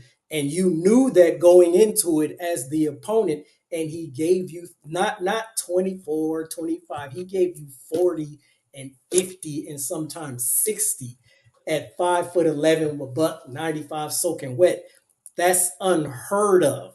So in this conversation, bro, it's AI till I drop, bro. In this argument, bro, he is one of the GOATs that don't have a ring. And I honestly, I mean, what could he have done to get one? He did everything. He did what he can to lift the whole city, bro. He just don't have that ring to show. And in something that literally made me sick, stole a game from an undefeated Laker team that drove me crazy. But you did have to sit there and that's a badass dude. Got greedy. He didn't want the man. For real. Perfect. That would have been nuts. We would have went perfect for real. But still, man, one of the greatest Laker teams of all time. 16-1 is no joke. Never to be replicated, fam. But look. Wow, that is a tough question. I'll let anybody who wants to take it away go ahead and answer. No, I'll go next because I want to hear the GOATs go last. So go ahead, bro. You're a GOAT, man. Stop it. No, go ahead, I'm gonna put Cristo. No, but I watched that finals game, and I did not appreciate AI. I did not love him, and this is back in my younger years. So this is back when I was like Kobe, and Kobe is Jesus for me, right? So you know what I'm saying, right? Yeah. And so when I saw AI come into that first finals game and did what he did, I was like, my goodness, this guy is Okay, I saw it during the year, but I didn't accept it. I didn't like feel it. And when he did what he did to our Lakers, I thought we were going perfect. I really thought we were sweeping. I thought we were sweeping. And so when I saw him do that, and then what I did was just go back that year and just watch, you know, certain highlights and certain games. And I was like, okay, this dude is for real. I cannot ever disrespect him. He'll always be one of the greats, and he'll always be a top. To me, again, this is my fan. Always be in a top 5 because when I see him, I see myself on the basketball court, right? That meaning, you know, I don't have that type of skill, but the height. And what I mean about the height is the heart. So it's the height and the heart. So when you go to battle with somebody, it could be with anybody on the court. It could be with anybody in the world. If I'm going to battle with you, I'm going to show you my absolute best. And I felt that AI doesn't matter who's across the court. Yep. It doesn't matter who's across that half court line. He is going full throttle. So when I saw that first finals game and they took it, I told myself, I'm never going to a basketball court, in court. It could be in a gym. It could be outside. It could be at the beach. It could be anywhere. I'm never just showing up to it. Leave it all on the floor, right? When I show up to it, I'm leaving it all out there. Just so that's what AI showed me. So if that means he's up there, he's up there. But for sure. That's what it showed me. That's what. For sure. Allen Iverson is my favorite non-Laker of all time. Like, let's just leave it right there. And for me to put him up there like so high, I mean, we've had the Jordans, we've had like some amazing players, right? But Allen Iverson, like you said, Chris, he wore his heart on his sleeve always, every time he stepped on the floor and every time he stepped over Tyronn Lue, like this dude. I mean, look, that finals, bro, for him to steal a game from the greatest, probably one of the greatest teams of all time. Dropping 50 on him. And then he put the brooms away. Like, he was real ballsy, fam. He was like, you know, when that happened, bro, I did nothing but respect him. No, that's all I did. I was just like, you gotta respect him. And I'll be honest too. When I saw him step over Tyronn Lue, I was like, I'm not even gonna disrespect you. I saw that and I was like, it was my full respect. And after that, then I was like a Iverson fan, and I watched everything after that. Yeah, definitely. Jeff, I definitely want to hear your take on this, bro. Iverson or Kyrie's career? Man, if we was talking about Julius Erving, we might have a conversation. But Kyrie Irving, no. Wait a minute. No.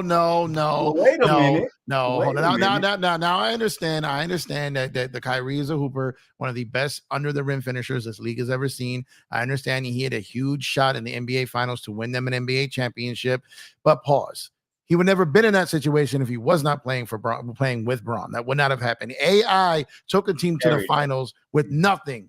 Kyrie will never take a team to the finals by himself. Never, ever. All right. One more ever. All right. So ever. And so AI did that. That's on his resume. And he went up against Shaq and Kobe and he lost, which if Kyrie did with LeBron, even he would have lost too. So what I'm saying is, like, at the end of the day, Kyrie does have that chip. He does have that shot, but he does not have AI. He's not AI. So AI was just a special. AI was special. And like Chris, I think a lot of Laker fans didn't appreciate him until later on, because we had to battle him. We had to beat him. So just like, you know, a lot of people don't appreciate the rivals until they're gone and their careers are over, and you look back like that was a bad I hated him, but I respect him now. Yeah. So like AI, Kyrie Kyrie's incredible, but he's not AI. He's not AI. AI is a different tier than Kyrie. So AI head and shoulders above Kyrie. Okay. Well, here's my take, guys, and that's a great take. And you kind of made me change my take a little bit, to be honest with you, because that's what great minds do, man. I have to adapt a little bit to greatness. But let me say this: I think the gap is closer than people think because Kyrie Irving might end up being the most skilled, not the clutches, not the best, but the most skilled basketball player that we have seen on the court. When we're talking about tough shot making ability, we're talking about ball handling skills. We're just talking about just a freak, and we ain't talking Giannis. Kyrie is him, right? And so Kyrie is very polarizing. Obviously, all the off-court stuff I think makes a lot of people not respect him as much. But if we're just talking basketball here, Kyrie Irving is a special talent. A special talent. He is. He might never lead a team to the finals, but he robbing the hell out of that team to the finals. He did. And he robbing the hell out of that team to the championship. And he outplayed Steph Curry in that finals. That's one thing that goes over a lot of people's head. He did. He outplayed the shit out of Curry because Curry had many opportunities to seal those games, especially in Game 7. And it was brick after brick. Whatever happened to Harlem Globetrotter half-court shooting Curry in the playoffs? This is why This is why Curry didn't have my respect till he won the last finals he won, where he actually put the team on his back and say, all right, it's my time to shine. And it took him a lot of years. Curry did it at a young age, and I absolutely love Curry. However, I agree with Jeff. Allen Iverson is a generational, transcendent, game-changing, culture, man of the people type player that he was so lovable. You just couldn't help but love this he's the greatest 6-footer and below player of all time, period. He's the Michael Jordan of 6-footers. Yeah, he's the people's champ. Even without him, he's the people's champ. Yeah. And he is, listen, he made everything in basketball sexy, from the handles to the cornrows to the style, the swagger, to the way he dressed, to the press conferences. Like everything, bro. He is. Oh, let me hit him with right. We in here talking about practice. Yeah, and only he can make that quote sound cool like that. You know what I'm saying? Everybody else would have been looking at him crazy, like, bruh, we practice. For real. For real. When I first heard that, I was like, yeah, I can't do that. I can't. Yeah. But you know what? I'll tell you this. I do believe that Uncle Drew is the modern day Allen Iverson in a smaller capacity, in a lesser capacity. However, and we lost Chris here. Hopefully he gets back. However, we just lost one camera. There's only one originator, man. There's only one Iverson, and that is Iverson. It is true. Shout out to AI, man. Shout out to AI, man. And he actually shows love to Kobe Bryant, which I love. I love it. You know? Yeah. Shows mad love and respect for Kobe. Did you guys? Let me ask you guys this: final basketball. I know I said it was a final basketball question, but one more. All right, it's all good. How did you guys feel? And anybody can chime in here. No more order. How did you guys feel when you heard Dwayne Wade say the other day on a podcast that he hit up LeBron James and he turned off the fuck out of the TV when he saw Kobe lift that 5th championship trophy? Did you guys see that podcast? Yep. Yeah, I saw it. How did you guys feel? Because a part of me, I was fucking mad. I'm not gonna lie, because I was mad because I was like, this motherfucker, they've been conspiring against Kobe Bryant, just like I thought when he broke his nose at the All-Star game. Like, they always had low-key hate for him, man, and that kind of proved it to me right there. Well, the first thing that got me real quick is I saw that Wade is channeling his inner Damian. He's full of shit, because at the end of the day, that's not what you have. We all know they constructed to beat Boston. They constructed to beat Boston. They were on record. They've already he on a podcast not too long ago when he was with KG, he said they united to beat them because they got together and Braun couldn't beat them, so they had to unite to beat them. So which one is it, right? Yeah. So now he's out there, and I mean, look, he's retired. He's out the league, and he's out there trying to keep his name out there. He's trying to create some attention for himself. I get that part of it. You miss the game, you miss the attention. I understand that, but you still full of shit because they went and did that because Boston was in their conference, and Boston was KG has come out and said like we broke him, we did all that, and then Wade said that Wade had already said they did that because of Boston. Now he's saying this, he's just trying to loop back in there. So it kind of pissed me off to the standpoint, and then I remembered that, and then I was like, nah, he's just full of shit now. But if anything, don't you feel like it solidifies Kobe's legacy even more? Like, motherfucker, that right there. You know what I mean? Like, to me, it just adds one more little jewel to the closet of the beloved Kobe that I could just kind of cherish, at somebody else's expense, man. I kind of love it, man. Yeah, because you know what? Kobe wasn't out here calling motherfuckers asking them to join the team. He always said, leave that to the front office, right? Now, he might have voiced it to the front office and told them, go give me this person or that person, which every superstar does in the history of time.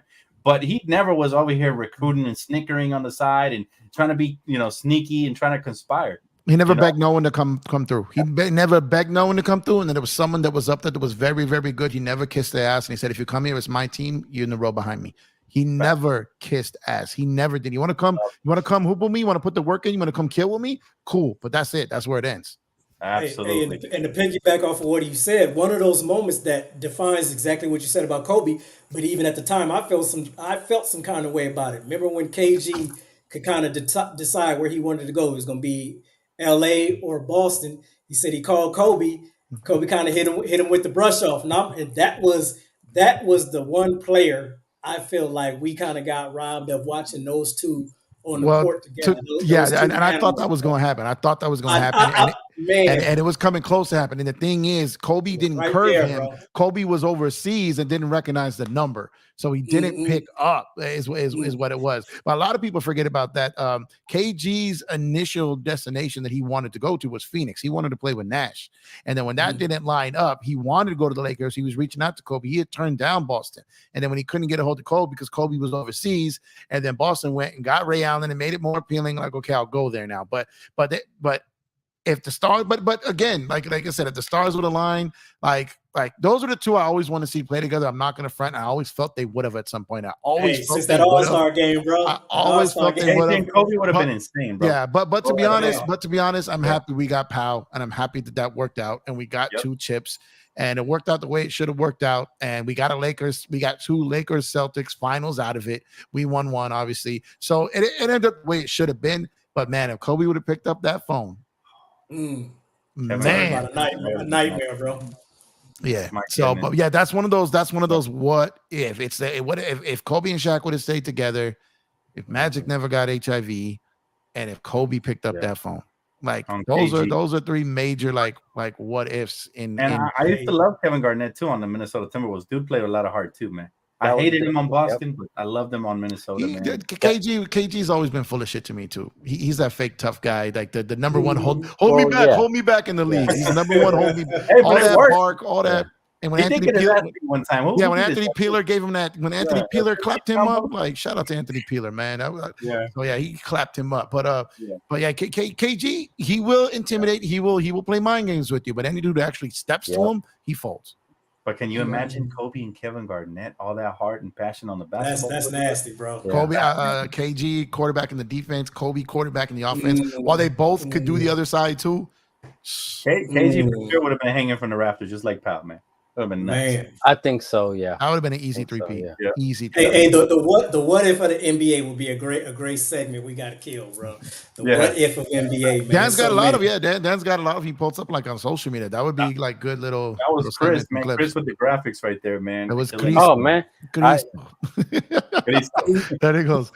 Oh, there we go.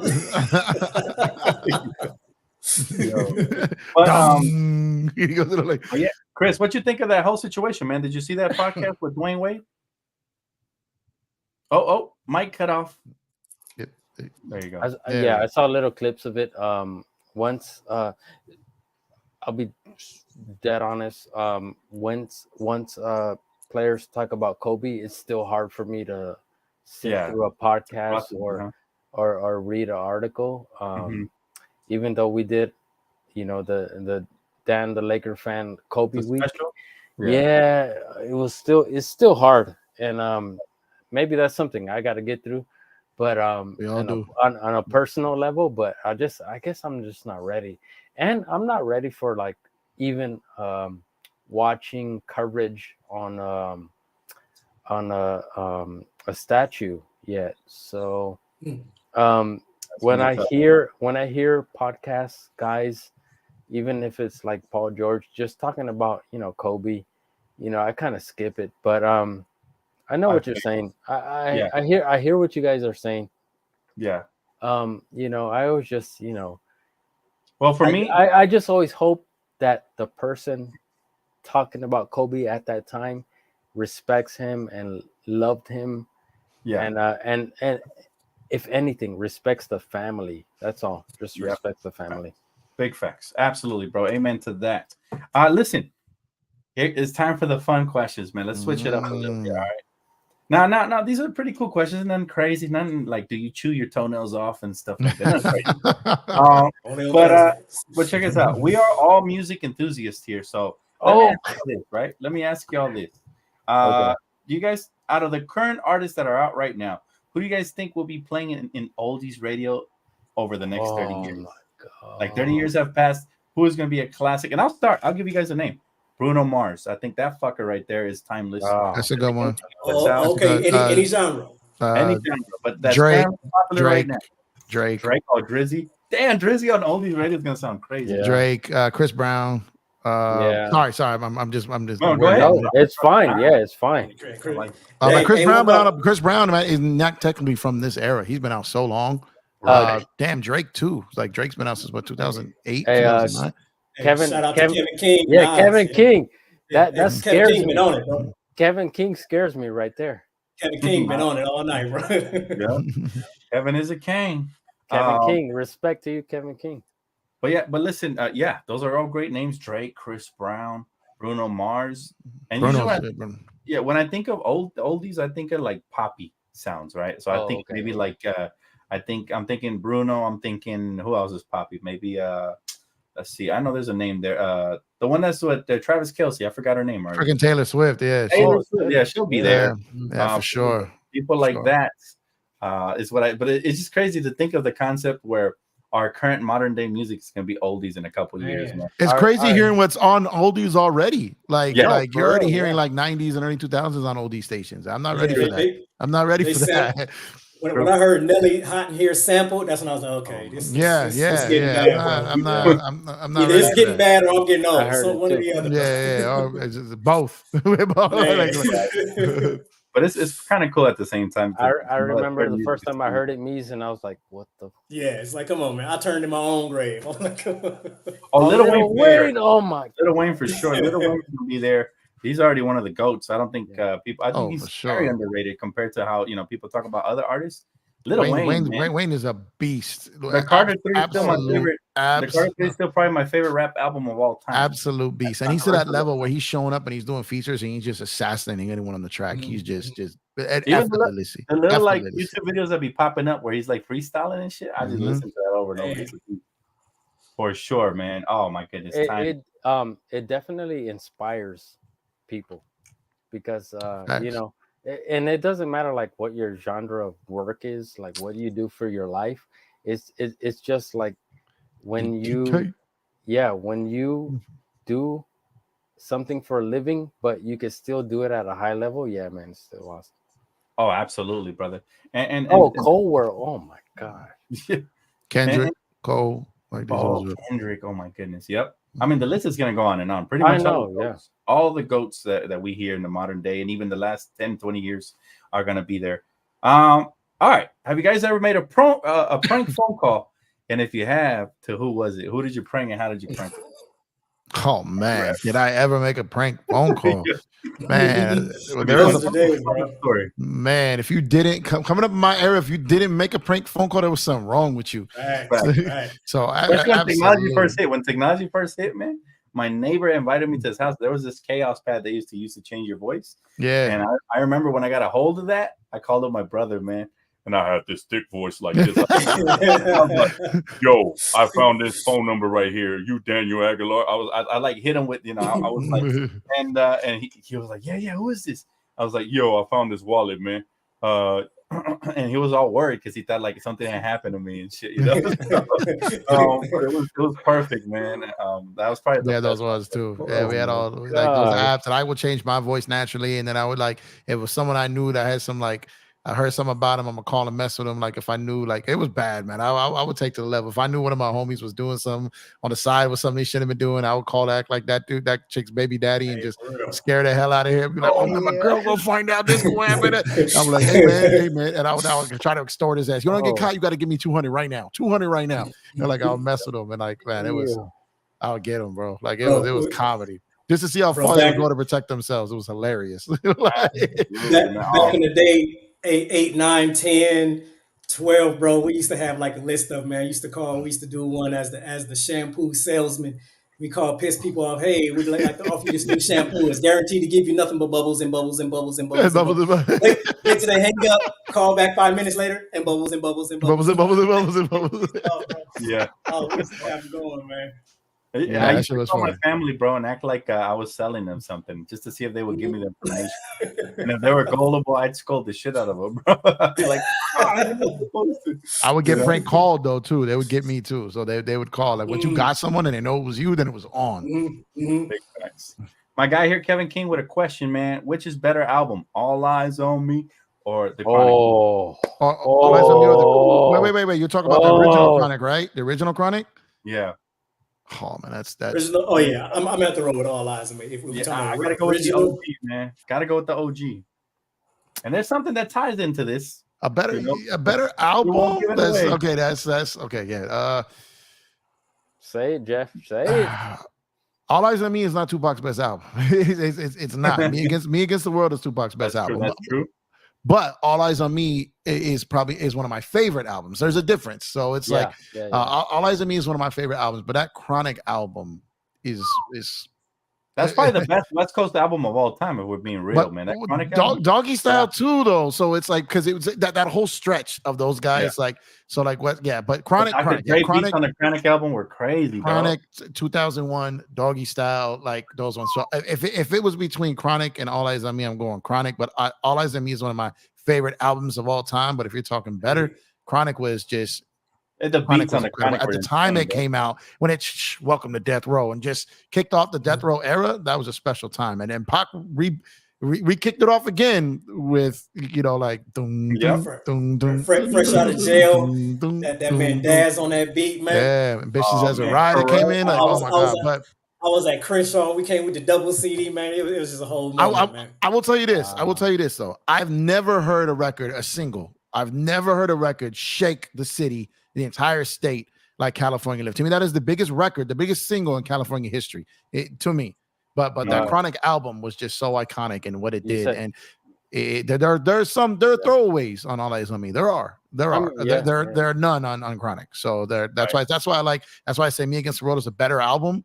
But Pac on Death Row is just a force no one can mess with. Facts, big facts. Chris, what you got, man? No, man. Yeah, I have nothing to say against that, just only because can't go wrong. Yeah, you can't go wrong. Yeah, I have no right. Yeah, I cannot go against that.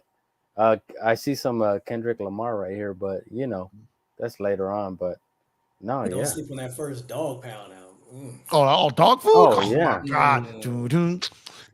Oh my God, tracks on there was bananas, bro. Hey, by the way, sticking on the same topic, right? About eras, man. Here's a fun question: what is something, right, that is popular now, but will probably be embarrassing years from now, like 10, 15 years from now? Ooh. Something that's really popular that'll make you cringe. And I'll start it off, and I'll say Crocs. Crocs, man. I never thought those motherfuckers would take off. That's the first. That's the first. Yeah, that's what you thought about? That's the first thing that popped in my head. It's just the Crocs. And it's just because of the design of it. It's just the cutouts and you slip in. Yeah, that I don't know why. As soon as you said the question, that's what popped in my head. Crocs, they remind me of grandma shoes, man. Yeah, I don't disrespect anyone that wears them, but they're not for me. They're super disrespectful to everybody who wears them. I roast my little nephew all the time, man. He got some Crocs, and it's cool. They put the little pins on them and all that stuff. We even got him some pins.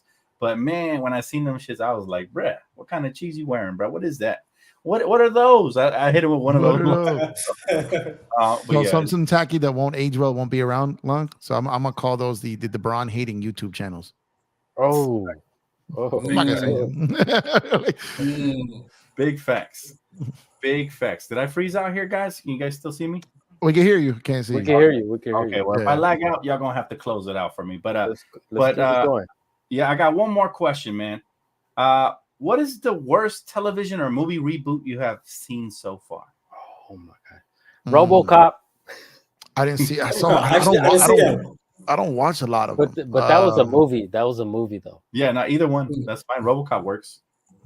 I haven't seen the Fresh Prince or the Bel Air reboot. I haven't seen that. Keep it going, man. Let me reset my computer. Keep it going. Okay, yeah. I can't bring myself to do it. To be honest with y'all, like I don't watch a lot of them. Like it's just sometimes I want to let a classic be a classic. Yeah. And I don't want to.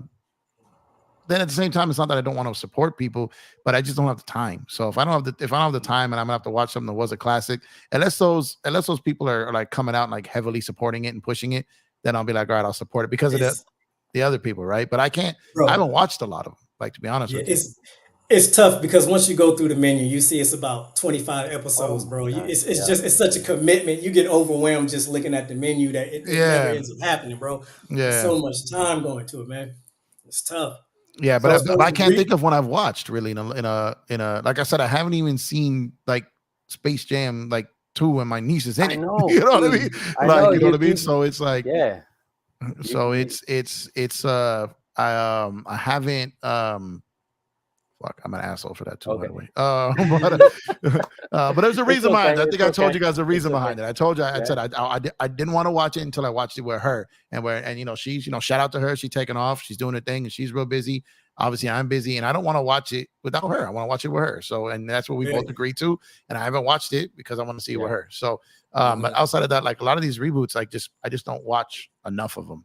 Okay, so it's the same thing with me, like the Lord of the Rings stuff, right? Everything that came out on Amazon, and then you could even go further with I like zombie stuff. So the stuff that came out on the new, I guess you could say the new Walking Dead stuff.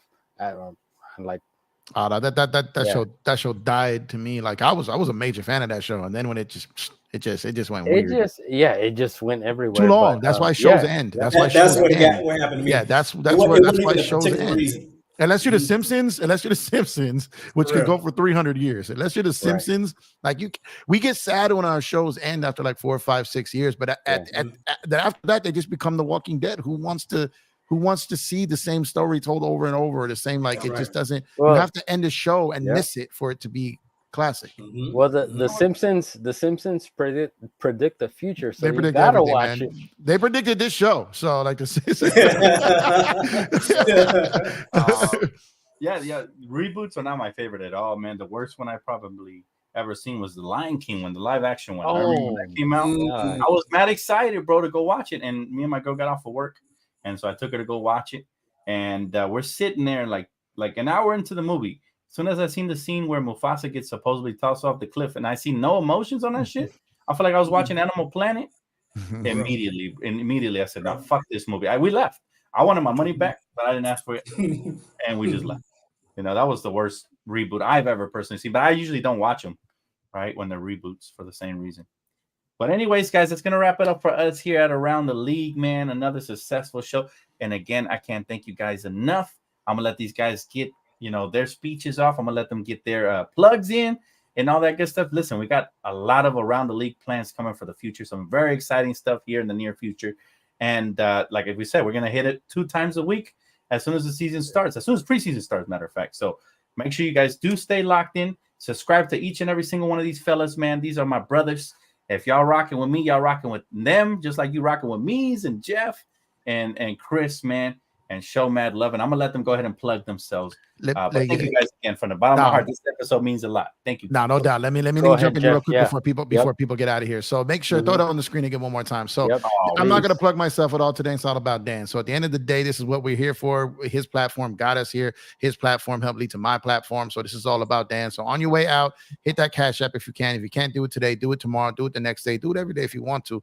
But make sure you support Dan. Even when he gets his channel back up and running on the monetization, the Cash App is always popping. It's always there. It's in your phone. It's ready to go. Even when he's not streaming, like Dan had a good show last night. Let me shoot him something real quick. Like that's how you reward greatness, and that's how you support the people who is your first channel and the people you run to when news breaks, when you want to watch some Lakers news, when no one else is covering the Lakers during the summer, you got Dan. So support Dan. Hit up that Cash App, $ DTLF 24 for Kobe, and hit up Dan. Do it for Dan. Do it for Kobe. Do it for Lakers Nation. Do it for us, because he deserves it. First and foremost, keep this up on the screen, Dan, to the end of the show. Scan the code on your way out. If you don't got your phone right now, you got a pen and paper. Everyone knows how to draw the $. Draw the $, DTLF 24. help your boy out, man. I appreciate We y'all, appreciate man, you, for Dan. real. We appreciate you so much. It's important for you to know how much you impact people's lives, how much you change people's lives, how much you help people. This man does not have to help anyone. He does not have to let us on his platform. He does not have to help us grow our channels. He does not have to speak my name. He does not have to promote me. He does not have to do anything but show up and do his show. And he chooses to do so much more. So I'm calling on all of you guys to do just a little bit more and help my guy out right here. Cash out DTLF 24. Man, Appreciate you, Dan. let me tell you, man, Jeff. I Quack, appreciate quack, quack. Oh yeah, let me get it. Let me get it. And I gotta say, Jeff, man, bro, if you ran for president today, I'd definitely voting for that ass, man. Because bro is very passionate, very well spoken, man, and very touching. I appreciate that, brother. Blessings, man. Christian, you got to say to the good people? No, same thing Jeff said. Because if it wasn't for you, Dan, I wouldn't. Please, what would I? I'll be asleep in the living room right now doing nothing. So there would be no Cristo. There would be no Cristo. No Cristo. No Dan, no Cristo. Like there would be no Cristo. Oh my goodness, man.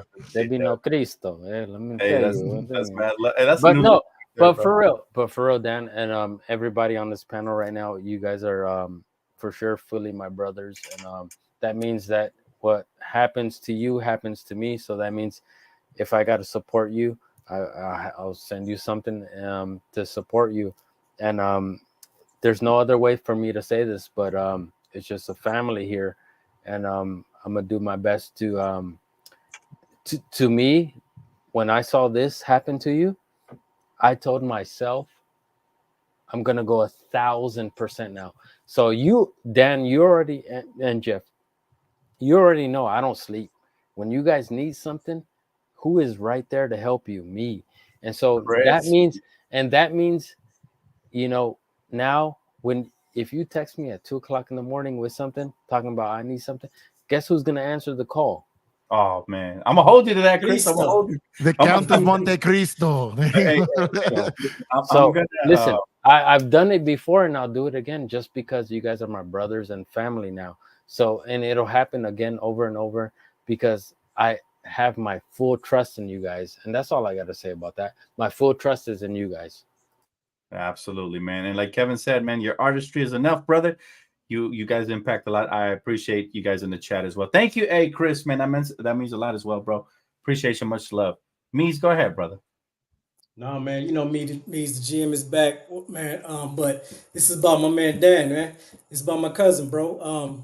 You know, we going to war for you, bro. You again, my children can speak to the fact that it's rain come shine, man. That Dan is there. You already know, like clockwork. We love you, bro, and that's just being real, bros to bros, love, man. So we got you to the end of the earth, man. Anybody got a problem? Point them out, man. Let your boy know. That's all I got to say about it, man. Hey, I appreciate that, man. Hey, you guys are truly my brothers, man. Hey, listen, everybody in the chat, man, just hit that like button, subscribe, and hit up each and every single one of his channels and social medias, man. Let's show universal love, not just to me, but to everybody. We could all uplift each other, man. Even in my hard times, I like to give back as well, man. And any way that I can be there for you guys know that you got me as well. And this means a lot. Again, I don't know you and Chris and me put this together, man. So this means a lot, Jeff and everybody. And again, you guys took a whole nother meeting. I'm gonna probably rewatch this episode at some point with some tears in my eyes. But he gonna cry in the car. He gonna cry. I'm gonna cry in the car on the way home for sure. But listen, brothers, we're like the Ninja Turtles, man. We got something big coming up, and the city is I think gonna benefit off of it as well because we put on for the people. Each and every single one of us, man. You guys are now officially members of this panel of Around the League, and you guys. You think they're ready for it? They're ready for it, man. Let's go. Let's go. Support and show love. So I'm excited, guys. This is a brand new season. This is officially the last episode that we'll have of Around the League without basketball talk, without preseason action or some sort of action for the rest of the year, man. So, oh my God, so hyped. And I look forward to going down. But thank you guys again, man. That's gonna wrap it up for us here at Around the League. Hopefully you guys enjoyed the show. And if you did, please hit that like button. Like I said, show love to the cast. Empire Jeff TV is his YouTube channel. The links will be in the description. Me's the GM, aka Rocking with Me's, man. Plug your guys selves in. Tell them everything you guys want to get followed on, man. It's your time. You can find me at Cash App $DTLF24. Stop 24/7.